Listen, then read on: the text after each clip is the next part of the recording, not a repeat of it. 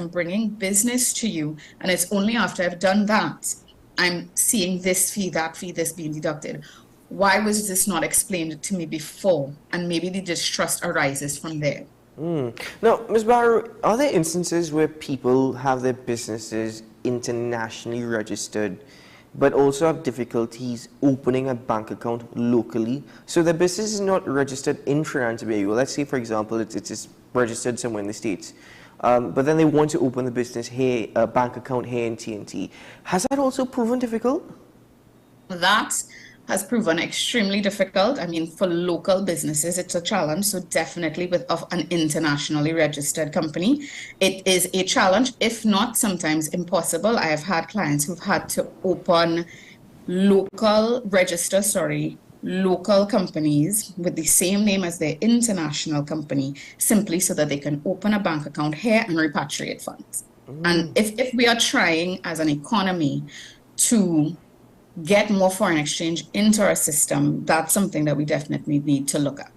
And also in regards to checkings and savings accounts, again, different banks will operate in different ways, but are there instances where banks are saying, no, for a business account, it cannot be savings, it can only be checkings, or vice versa? Is that something also that is being experienced by business owners or potential business owners?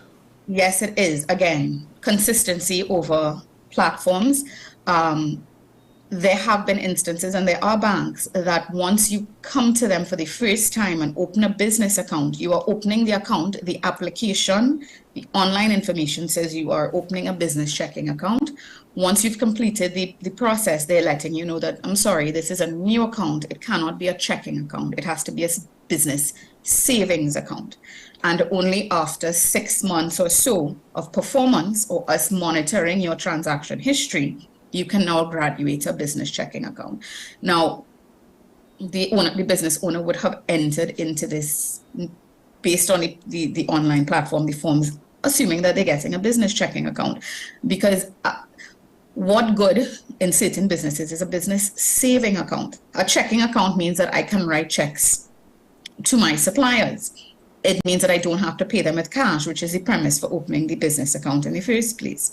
But if now that my account is open and I'm being advised, I'm sorry, it can only be a savings account for the first 6 months, it means that I now have to, I'm not going to have an ATM card for this machine. It means I physically have to go into the bank to withdraw cash to pay my suppliers.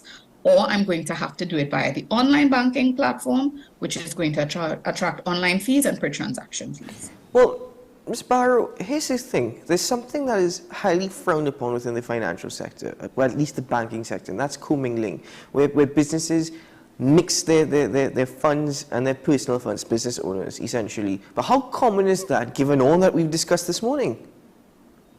Well, based on the minister's statistics, it would seem that that's extremely common. If 80% or 70% of business customers do not have a designated business bank account, it would mean that a larger fraction of our business community is commingling funds versus the community that is not. So that is, and it's not because these business owners want to commingle funds. It's not that they're not trying to be compliant. It's not that they're not trying to do things the right way. They've just been presented with so much challenges, and they cannot delay their business operations or stifle their business operations while they await being compliant and having a business account. As a business owner, sometimes they do what they need to do, which is a lot of business owners, they understand and they appreciate the commingling issue.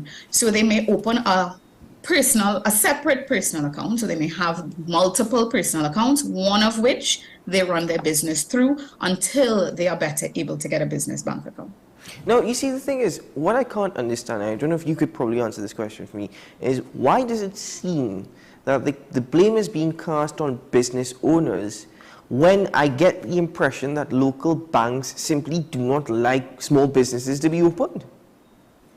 I think small businesses think, the banks are not, it's not for us. They're to cater to the upper echelons of business. They're not conducive to small business banking. And maybe that's a mindset shift that needs to happen in the Trinidad economy, because the blame does not solely reside on business owners. Trust me, at my company, we get an influx of business owners who want to be compliant. They want to pay their taxes, they want to file what they need to file, and they want to open their business bank accounts. But again, I get back to the ease of doing business is not conducive to that environment. And that is a mindset shift that maybe our banking community, the Bankers Association, if we want to continue to foster the growth of small and medium enterprises, that's a mindset shift that needs to happen within that fraternity to allow that to happen. So then if that be the case, my final question to you is, given all that has been said this morning, and again, I thank you for the conversation. You've really opened up a lot, and I think there's an understanding now why 72% of businesses do not have business bank accounts. As you mentioned, a lot of businesses, at least what you work with as well, want to be compliant, want to pay their taxes, want to abide by everything required by the law. But in the modern era and in modern society, that Trinidad and Tobago is going through and facing right now, because we're still very much behind in a lot of things that we do. Is it that, generally speaking, Trinidad and Tobago is not a business-centric community? We make it very, very difficult for businesses to operate, for businesses to even survive. We are not where we're supposed to be yet, to answer your question. We talk the talk of being a business-centric economy, but we have not yet walked the walk of being a business-centric economy, especially where we have a lot of persons facing unemployment, retrenchment, all that went on post-COVID, and they are looking for alternative legal routes to support themselves, their families, by opening businesses. We are not where we're supposed to be in providing the support and the ease for persons to do that. Ms. Barrow, I want to thank you so much for your time this morning. I really appreciate the conversation. It's certainly been a pleasure, and thank you for educating us and informing us of even what you go through on a daily basis, how difficult that could be as well. So thank you so much for your time this morning. You're welcome. Do have a good day. Ms. Kadeen Barrow, Managing Director of Magnolia Finance, she's an advisor to SMEs, and she joined me this morning as we spoke about what the Minister presented in his budget last week, why 72% of businesses do not have business bank accounts. Ladies and gentlemen, let's take a quick break here, and when we return, we'll continue the conversations on business, focusing on entrepreneurs this morning, starting from very young, So we'll be right back after this.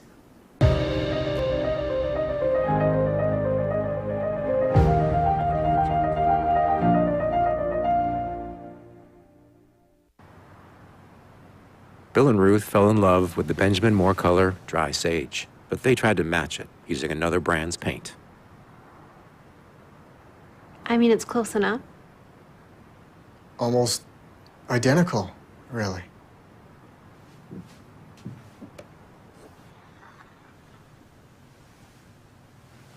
Yeah, there it is. Never trust another paint to be a Benjamin Moore color. Alan's Funeral Home, Tunapuna. Relax. We know the loss of a loved one can be challenging, but we've got your back for all your funeral needs, from documents to the service and/or burial. Let Alan's Funeral Home take care of you and your loved ones. We are located on the Eastern Main Road in Tunapuna. Call us today at 663-1829 or visit allansfuneralhome.com. Alan's Funeral Home. Let us take care of business.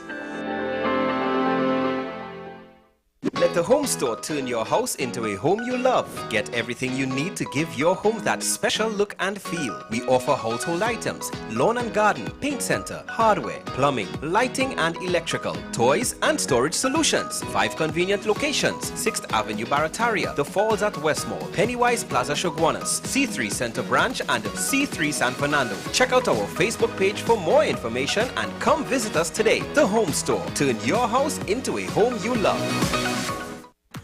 From Maracas Bay to Arafita Avenue and Piaco, Richard's Bake and Shag brings the world's most popular fish sandwich closer to you. Open daily at all our locations. Are you ready? We're ready. Yeah, we're ready. Fridays just got more important. On Friday, October 13th, Trinidad and Tobago's national football team battles Guatemala in a crucial Nations League encounter from 9 p.m. at the Hazley Crawford Stadium. A victory for the Soca Warriors will guarantee us a place in the quarterfinals with a host of possibilities, including the prestigious Copa Football and a World Cup seeding. Calling one and all to the National Stadium on Friday, October 13th. Let us fill it with noise and let the support reverberate.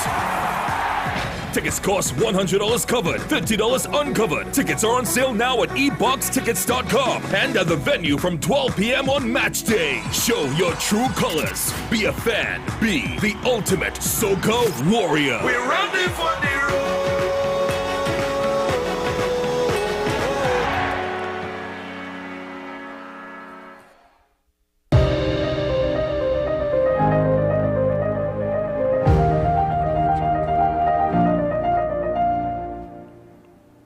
The National Secondary School Entrepreneurship Competition, well, it was established in 2017 and is open to students within the secondary school system, of course, from forms 4 to 6. Now, this competition sought to fill a gap in business training and development. Students can now access practical learning that would complement a classroom therapy. Well, I say therapy because really, classroom is a form of therapy, depending on how you look at it, sir.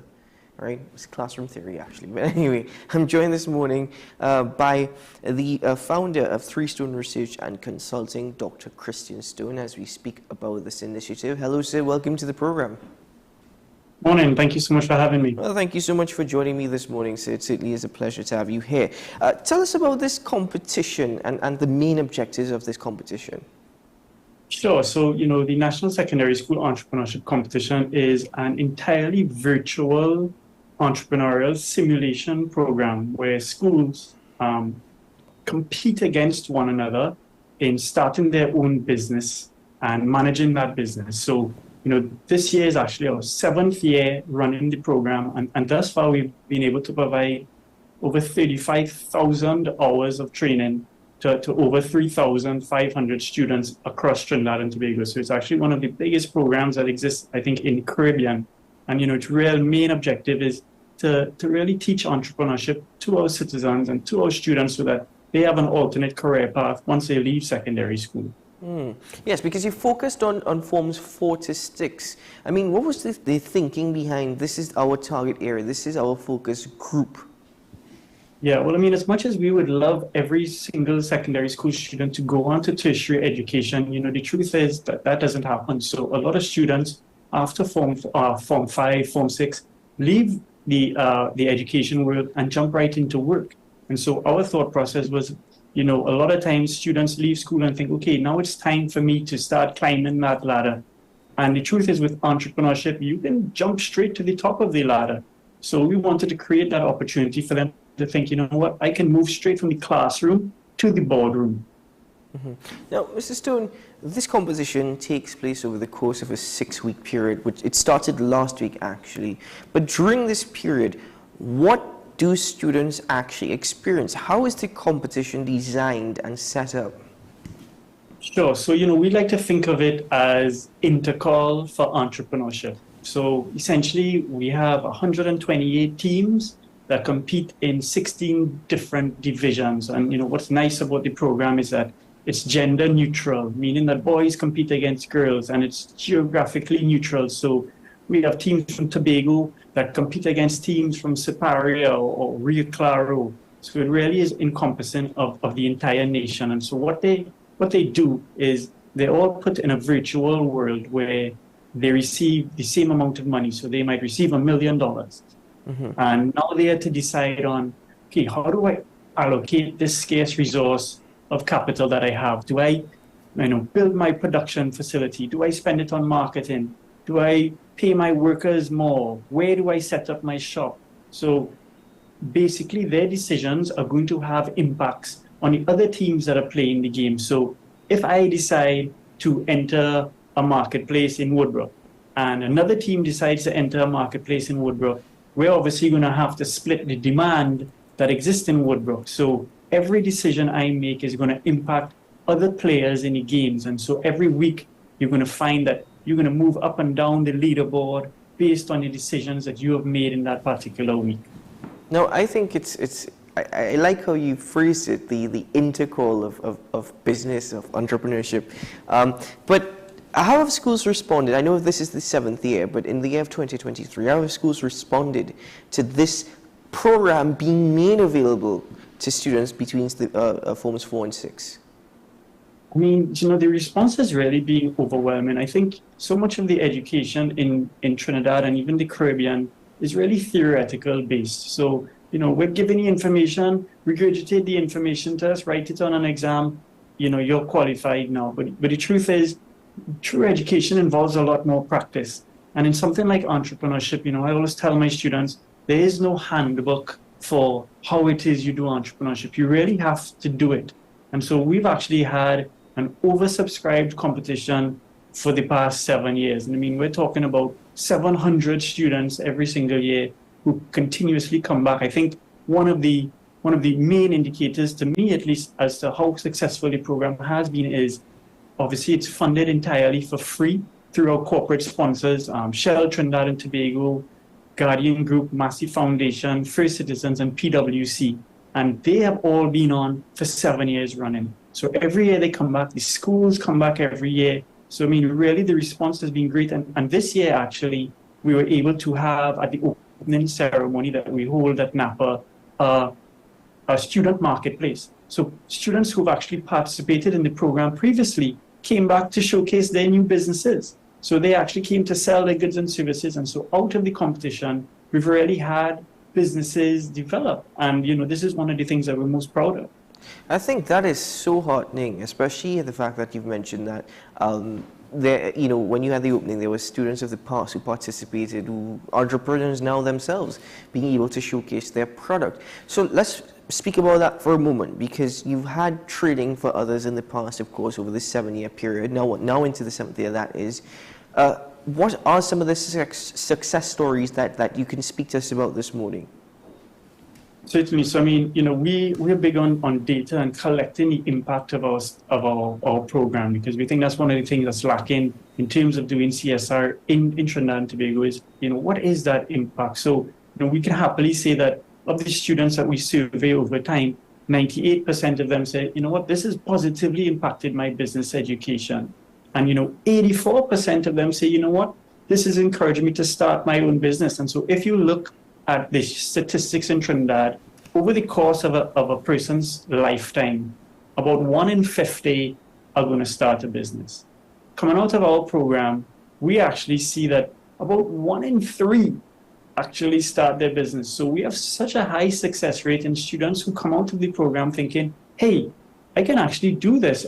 I have the tools now to actually start my own business. And, one of the other positives, I think, is coming from the teachers and some of the students themselves is the teachers say, the tools and resources I have in school allow me to use the whiteboard and use the textbook, but this really links the things that I'm trying to teach my students to an actual practical environment. So we've actually had a lot of teachers say that the students who perform in the program or do the program perform better when it comes to their examinations that are traditionally given. So it focuses a lot as well on the not just the short-term development of students having an idea of where they want to go. It focuses on the long-term development of students into entrepreneurs as well, of course. Certainly. I mean, I think our initial goal in doing it wasn't to say, we're going to just put this program on. When it's done, it's done. I think in Trinidad, we talk so much about diversification. We talk a lot about, okay, we need to move into different industries. We need to get our exports going. But a lot of times it's just talk. And so we actually said, we want to do something to create that change. And, after we had completed this year, it will be over 4,000 students who have participated in the program. And we really think of it as being able to create that national change that we're looking for to actually drive that diversification and, of course, innovation, create jobs, give our country a real leg up on basically the rest of the world. So business is not just a matter of finance. It's not just dollars and cents. There's so many other factors when you speak about operating a business. How does this competition actually allow for students to expand or develop their critical thinking skills, especially when you're trying to analyze the environmental and social impact of actually running your business? Yeah, so what the competition is great at is it allows students to see a business operation not in silos. And so, again, in Trinidad, we have so much times where one department doesn't communicate with another department. So here, what they're going to be able to see is, okay, you know what, if I spend more money in marketing, maybe I'll sell more goods. But there's also going to be an extra demand on my employees. And there's also going to be an extra demand on my productions. And so I need to look at this as a holistic sort of environment to say, how do I manage these resources so that marketing is working in tune with finance and it's working in tune with HR? And, layered on top of it, what the game actually is, it's a conscious capitalism game.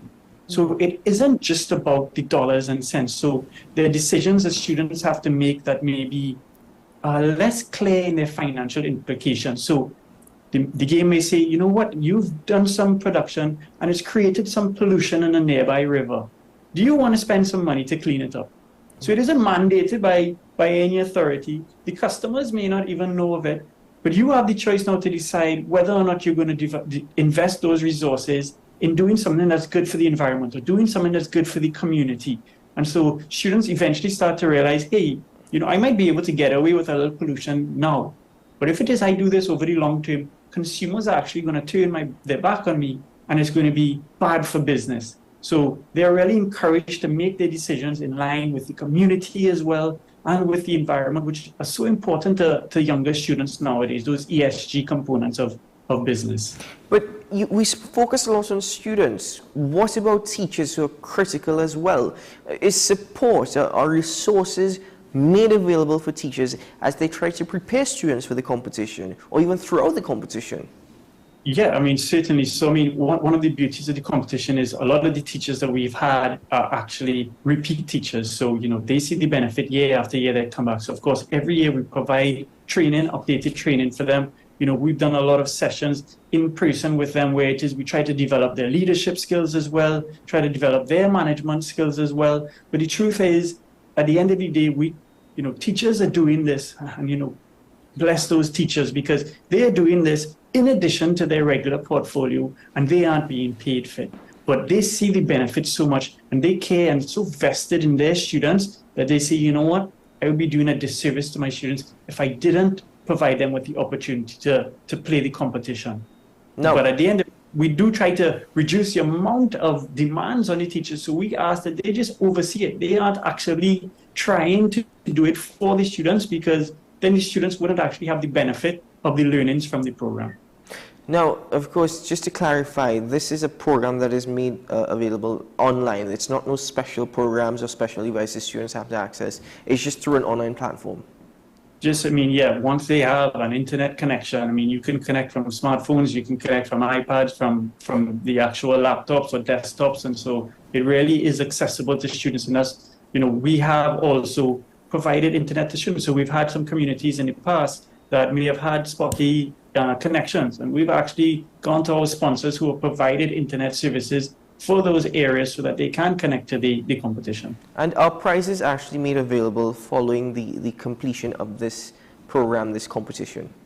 Yes, certainly. So, this year, the winning group is 5 MacBooks. I think second place is some iPads. And then, we have for third place, obviously, everybody's trophies and medals and certificates, and the prizes are nice. The truth is, the actual learning program, these students come out as entrepreneurs. And so that really is the magic in it for us. But yes, certainly the students do have some prizes to collect at the end for their success. You're really making me feel, I wish I was a student again. I'd like to sign up for this competition myself. Incentive. But folks, for more information, you can visit the website at ttnssec.com. A lot of information is made available there.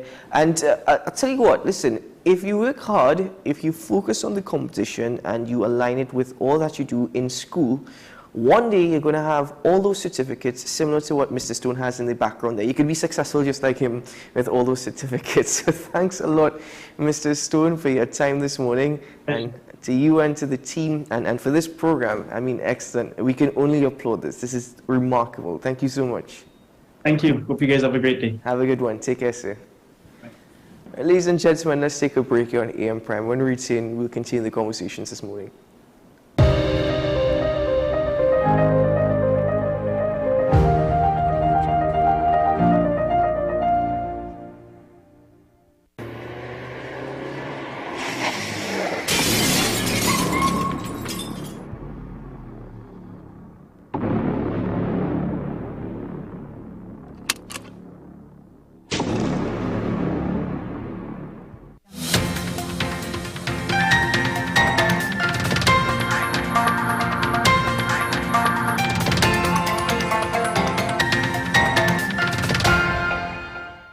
Here is the WESN News on the Hour. I'm Sira Ali. Thanks for joining us. Here are the headlines. Commissioner of Police vows to catch the culprits in Deputy Prisons Commissioner driver attack. Sports Minister defends THA allocation. Cars stolen in Barrackpore. Human Resource Management Association announces new board members. Now for the details. Commissioner of Police Earla Harewood Christopher has affirmed her commitment to utilize all available resources in the effort to apprehend the individuals responsible for the assault on the driver of Deputy Prisons Commissioner. The incident occurred in Barataria at approximately 6:45 a.m. on Wednesday, when prison officer Steve Phipps was shot and sustained injuries while waiting to pick up Deputy Prisons Commissioner Sherwin Bruce. Harewood Christopher confirmed the commencement of an investigation and noted that the police force is collaborating closely with the prison services in this matter. On Monday, Sports Minister Shanfa Kujo emphasized that the government has been making substantial financial investments in Tobago across various ministries. However, she urged for greater accountability in terms of expenditure from the Tobago House of Assembly, which possesses more flexibility in its financial operations compared to the central government. The Member of Parliament for Tobago West highlighted some significant investments in Tobago's infrastructure and development. I am appreciative for the additional works that are going to be done in Tobago through other ministries, whether it's the $400 million to be spent on the airport, the $1.9 million to be spent on the Roxborough Fire Station, works being done at Rockley Bay, at Magdalena, the works that are going to be done at Dwight York Stadium. In the wee hours of Wednesday morning, a white Toyota Axio PDY 4532 was stolen from Papuri Road, Barrackpore.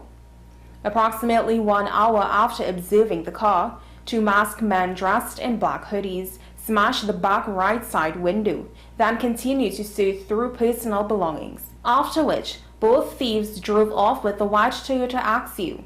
Anyone with information or have seen a white Toyota Axio PDY 4532, please contact your nearest police station. Our phone numbers 269-7544 or 268-4159. The Human Resource Management Association of Trinidad and Tobago recently held a special general meeting on September 29, 2023, during which important elections for several key boards positions were conducted to fill vacancies as per the organization's constitution. The organization is pleased to introduce its newly appointed directors, each bringing a wealth of expertise and dedication to their respective roles.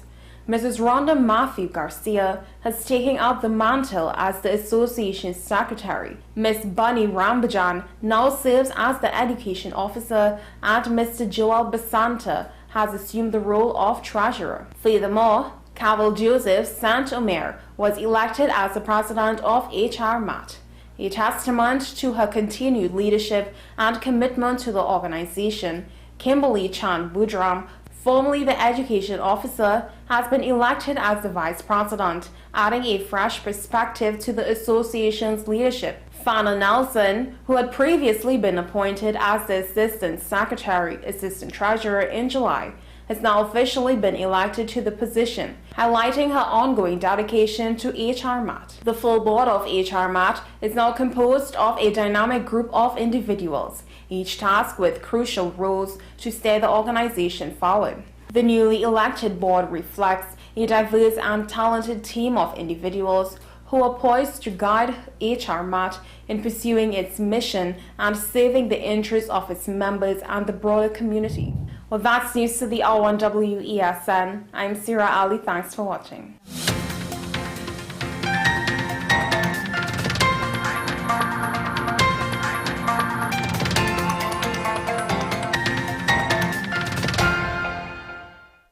Since they were on sale, Laura bought these umbrella shoes without thinking.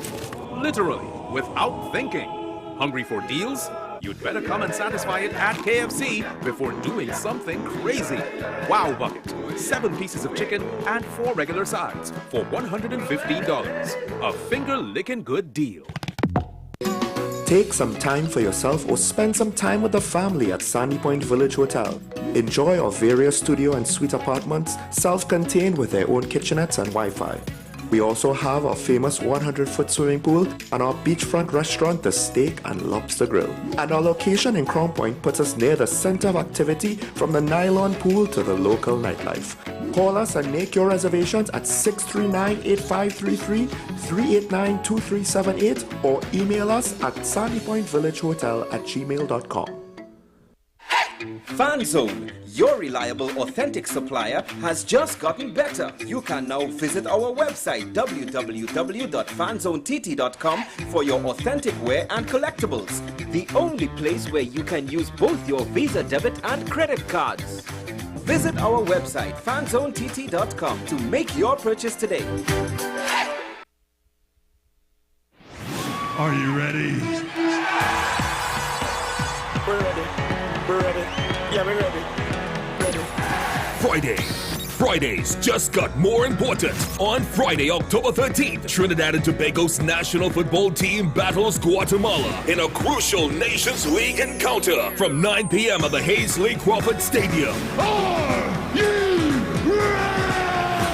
A victory for the Soca Warriors will guarantee us a place in the quarterfinals with a host of possibilities, including the prestigious Copa Football and a World Cup seeding. Calling one and all to the National Stadium on Friday, October 13th. Let us fill it with noise and let the support reverberate. Tickets cost $100 covered, $50 uncovered. Tickets are on sale now at eboxtickets.com and at the venue from 12 p.m. on match day. Show your true colors. Be a fan. Be the ultimate Soca Warrior. We're ready for the road.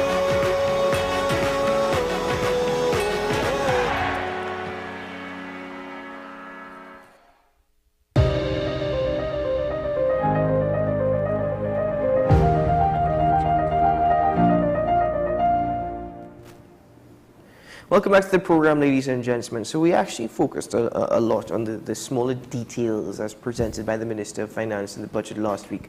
Following our conversations last week, Monday, when we had an entire panel, we were able to dissect a lot. But of course, in 3 hours, you can't really analyze everything. So we're focusing now on the smaller tidbits. And one of the things that the Minister of Finance announced was $55 million for a socially displaced center.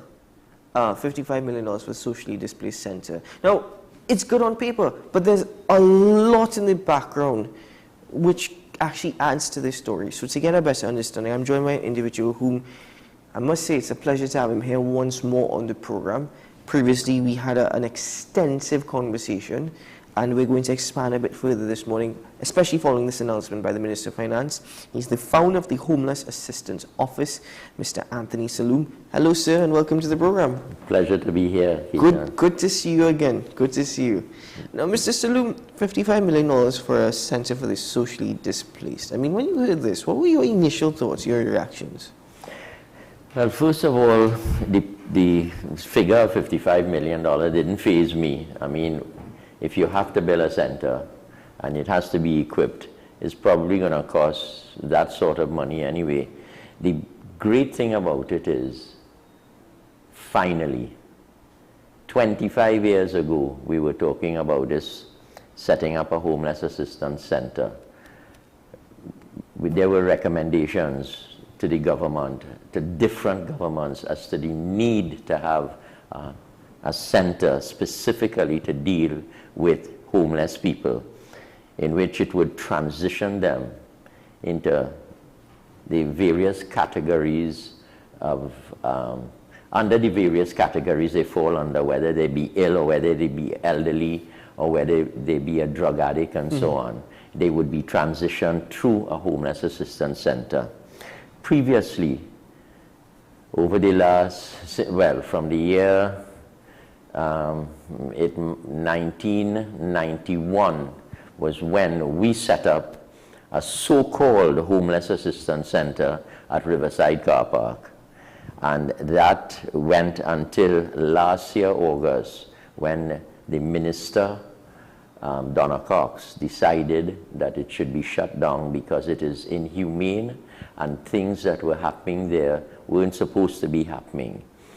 And I have to say, kudos to her for setting up, for making sure that that place was shut down, because it was a place that exploited the people, and we had a lot of problems with that. Here we are, when it was closing down, I told the minister, I said, well, stage one, that's phase one. The next phase is how you deal with those that are on the streets. And she said, don't worry, something is coming. I said, you know, the only thing that should come is a homeless assistance center. And she lived up to her words. And I was at the sod turning ceremony a couple of weeks ago, maybe a month ago and so on. And I saw the backhoes and stuff working, so I assume that it is going to happen and it's not just an election gimmick. And I would say, I'll say it again, hats off to Donna Cox, the only minister in the last 25 years in that ministry that had the guts to do what was supposed to be done many years ago in order to assist the vulnerable people on the streets. So yes, I was very happy to hear it. She did tell me years ago when we had conversations, of course, because of my involvement with the homeless. And I did tell her, I said, if ever what you are claiming that you're going to do, that you do, I will compliment you publicly. And so I decided to do it right here. So yes, that homeless assistance center is, when I heard about it, was very happy. And every citizen should be happy once it falls into place the way it should. You see, prior to having a viable alternative to living on the street, you had that challenge of trying to move people that were on the streets, and you had the challenge to move them. It was presenting a big problem. The thing is, they would say, move and go where? Riverside Plaza, Riverside Car Park was no place that we could say was really humane to send people there. But once you have a viable alternative, and a genuine viable alternative, you then have the option to go to homeless people and say, you need to move, and we are talking about a social worker along with a policeman. The law could then, you can then implement the laws that we have, which is you ask them to move, the social worker will say, you move, and we don't mean move to the other corner and hiding from us. You move from the street, or you go with me to the homeless assistance center, which is a proper center built like a hospital and so on, or this policeman will arrest you. And that is the only way that you can treat with this homeless problem, by involuntary removal of the person What you mentioned it a couple of times, once it is done properly. What is a proper homeless assistance center? Well, it certainly wasn't a car park. You see, we know what it shouldn't be. Low ceilings, bed bugs so people with different diseases being put together, tuberculosis and so on, that could be contagious. What is a proper center? A proper center is like you're walking into a hospital, a health center, and saying, I need help. They go in, and or they're placed there. They are assessed, and in their assessment, they are placed into one of 7 categories, be it medical, with tuberculosis and HIV, be it mental, be it drug addiction, be it the elderly, be it convicts, be it deportees, or be it strictly homeless, people who have been evicted, people who have been court orders against them for domestic violence and they find themselves on the street. They need to walk into a place, where they can be treated on a one-to-one basis, and their whole their problems that they're facing can be dealt with by the people in the center. And I trust that that is what the minister and what the plans are. I share your good news. I think it is good news. Yes. And I think it's as you said, once it's well done. Yes. However, you said that the $55 million figure didn't faze you. Do you think that this is money well spent in the context that there are so many empty buildings, even owned by the government, and you know, could that also have been an option? Or is it necessary to build a center? It is, absolutely, because it has to be made to order. It has to be it needs to be a place with open air. I saw a bit of the design, but you see, the center that we have connected to in Miami, my organization, which is Community Partnership for the Homeless Incorporated, now called the Chapman Partnership. They have a 2-story building, like a secondary school, in a U-shape with open space. And in there is medical, there's dentistry, there are people coming in and giving lectures, there are classes, there are even buses for the children of the residents who are homeless, taking them to school. It has to be something that is focused on assisting the homeless people in from their various categories. Some of them just need care. The elderly people need to be taken care of in an old people's home and so on.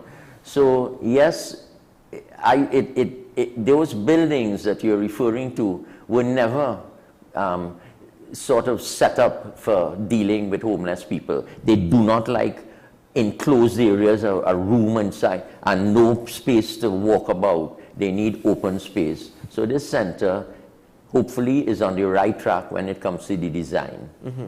And what are you hoping, you know, comes from this in terms of long term? I mean, we don't want to see people on the streets, and I'll be honest with you, Mr. Sloan, the more and more you look, every day you're seeing somebody new or a few people new on the streets. So is this is just trying to deal with the symptoms, of course. We have to deal with the causes as well. Yeah. You think that a center could address that? An all-around center, an all-rounded approach? No. The way they find themselves on the street is entirely up to the individual or circumstantial? Circumstantial.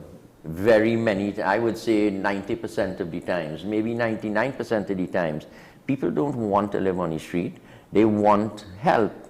But you see, in Trinidad, we get so familiar and so accustomed to living in you cannot imagine what they have to face to go, you know, to get off of the street, right? The ministries are not that supportive. I have cases with people that I am begging. We go to the ombudsman. We have to reach stages always where we need to go to the ombudsman on behalf of the vulnerable client. And we do that, and we get great service from the ombudsman. You know, they respond very quickly, and that's very, very good, because that's the end of the line when it comes to access to law and enforcement and so on. And yes, so it cannot solve the problems. It is only the catchment area to help the couple hundred individuals who need the help. It's not a big problem. We can clean up the city. Once a proper center is set up, then the human rights lawyers cannot challenge you when you involuntarily move them, which was what was happening over the last 25 years. I challenged the courts and the police for treating people the way they do under there is the Mental Health Act, which in actual fact could clean up 60% of the homeless people.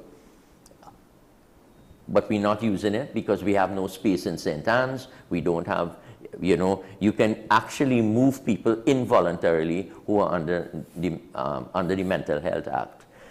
But you have the other act, which is loitering on the street and so on.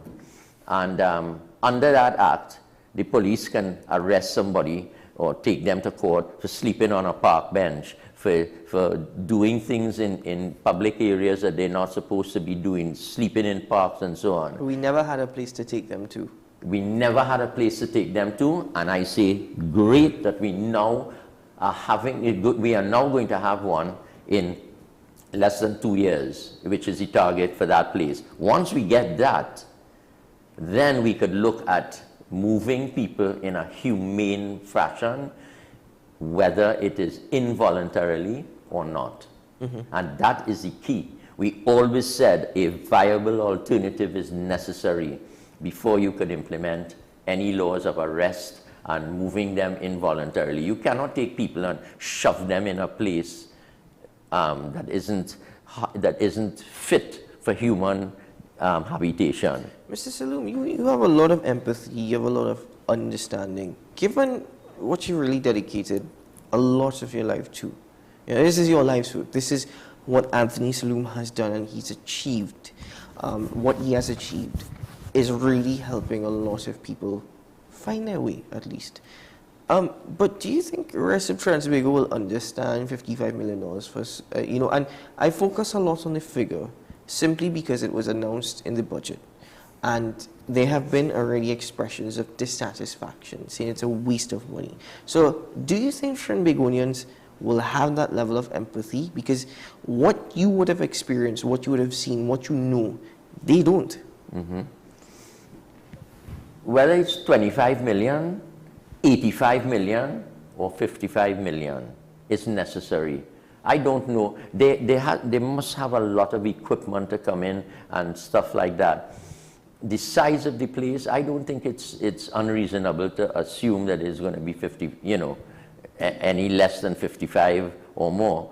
But I don't have a problem with the figure at all. I am thrilled that we are actually working on putting up a center that is aimed to treat people in a humane matter and to transition them into jobs, into a new home, and so on. So I have no problem whatsoever with the 55 million.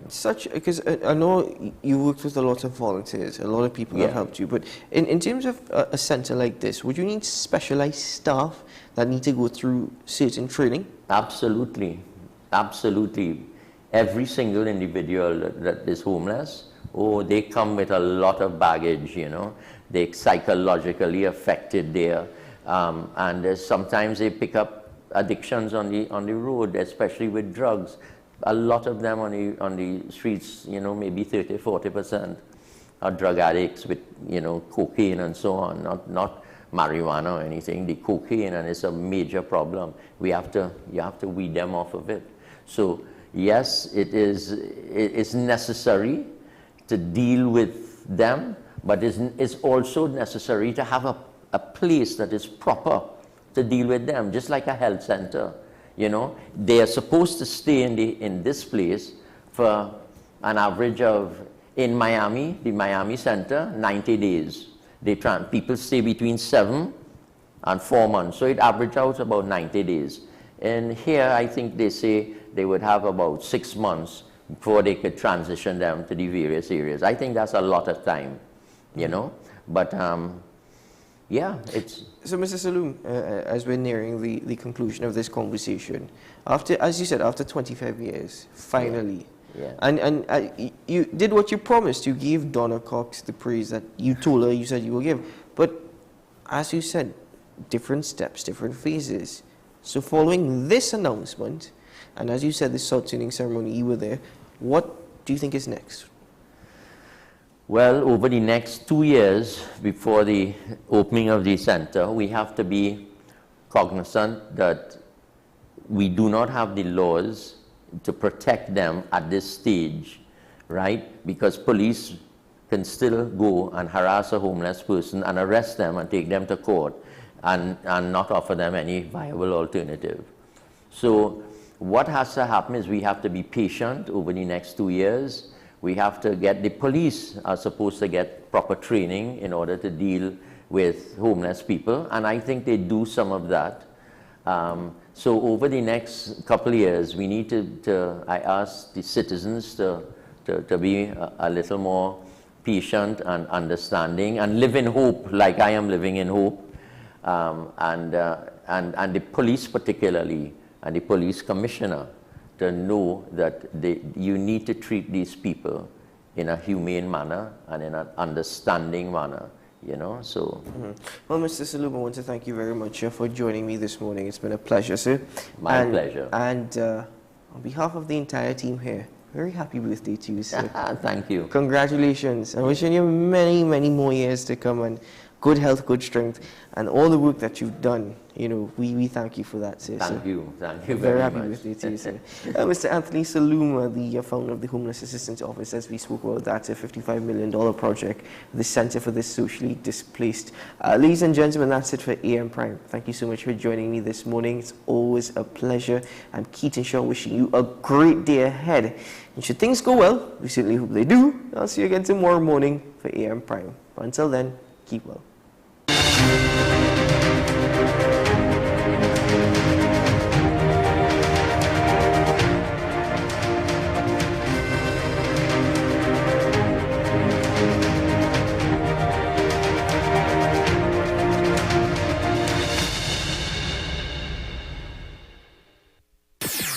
WESN.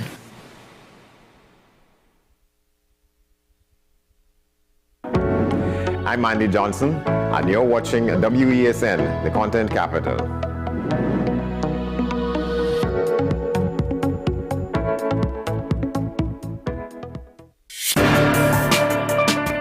People really want to know, what about me? Where do I fit? Yes. What is in the ride for me in terms of a better Trinidad and Tobago? And I'm pleased to shed some light on that. The purpose of bail is to ensure your attendance at court. That's it. It is not punitive, it is not rehabilitative. We the police officers, we are professional, and we are here for whenever the survivor is ready to come forward. We have the right to private and family life, the right to religious freedoms and beliefs and thoughts and expression. But these rights are not absolute. Certain rights can be limited. The law is to govern the whole, it's for all of us in public.